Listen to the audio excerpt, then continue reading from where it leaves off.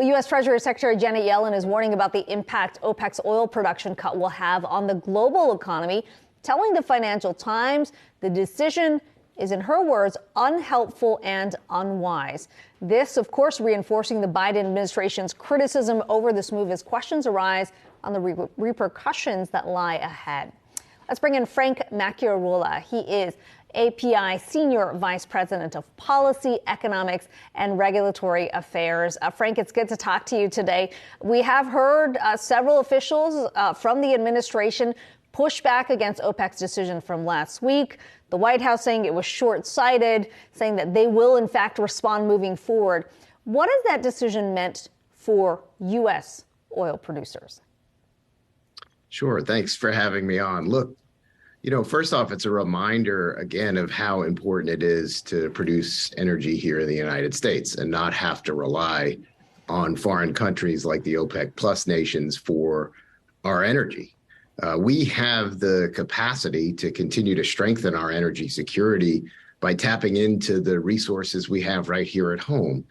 And the more we do that, the less we're reliant and driven by decisions that are made somewhere else. And we did hear your president and CEO, Mike Summers, put out a statement on the back of that OPEC decision last week, saying specifically, we urge the administration to adopt sound public policy that enables American energy to benefit Americans.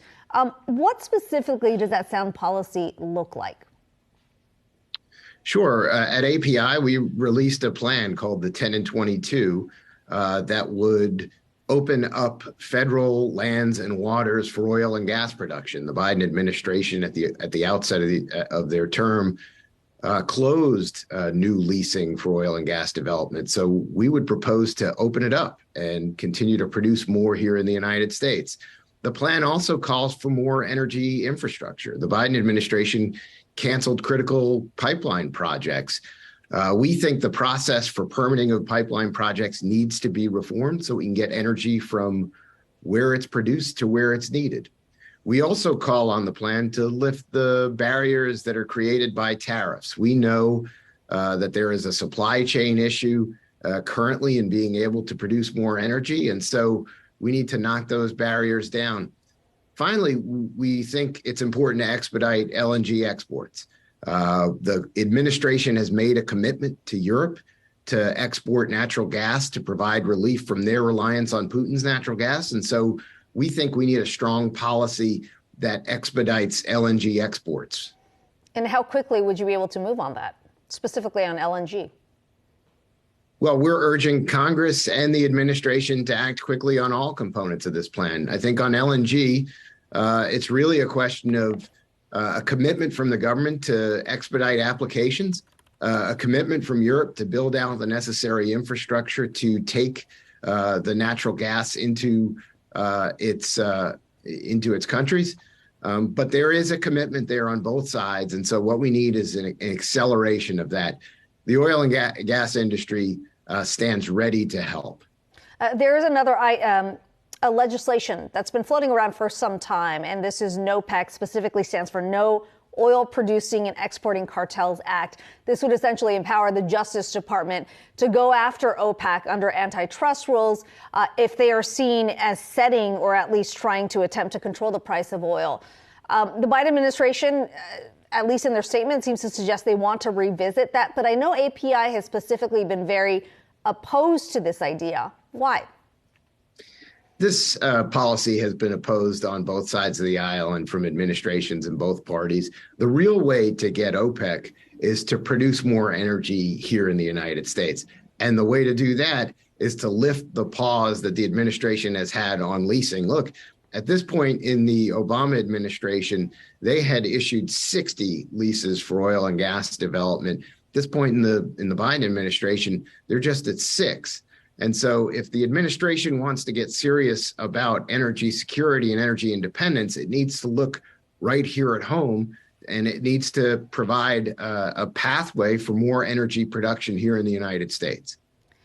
Finally, Frank, you sort of alluded to the need for more exports coming out of the U.S. at a time when there are concerns about supply globally.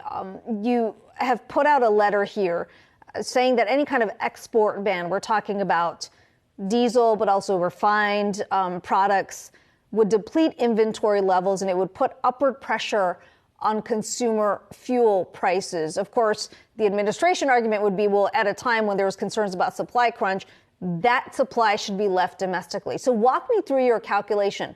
Why does this deplete supply, in your opinion, and why would that push prices higher?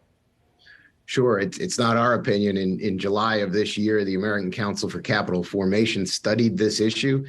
They found that an export ban on refined product would end up cutting refinery capacity by 1.3 million barrels per day here in the United States. It would end up raising costs for fuel for consumers across the United States. It would cost jobs. About 85,000 jobs would be lost under such a policy. And finally, it would harm American GDP. And so for all of those reasons, and for American energy security, the refined export product ban is a bad idea. Finally, this administration has made a commitment to our allies overseas, to other countries that we support, to Latin America, where we export an enormous amount of refined product. It's made a commitment to those allies that we're going to continue to provide the energy that we have right here in the United States. I see no reason why the administration should turn its back on that commitment.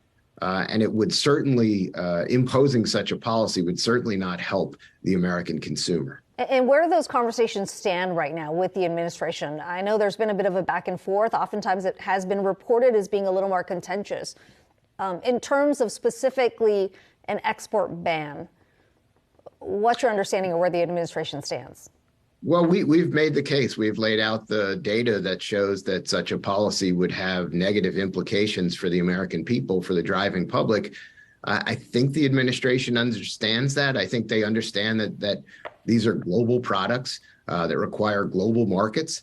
I think they also understand that the United States has world-class leading refineries, and they produce the fuels that the world needs.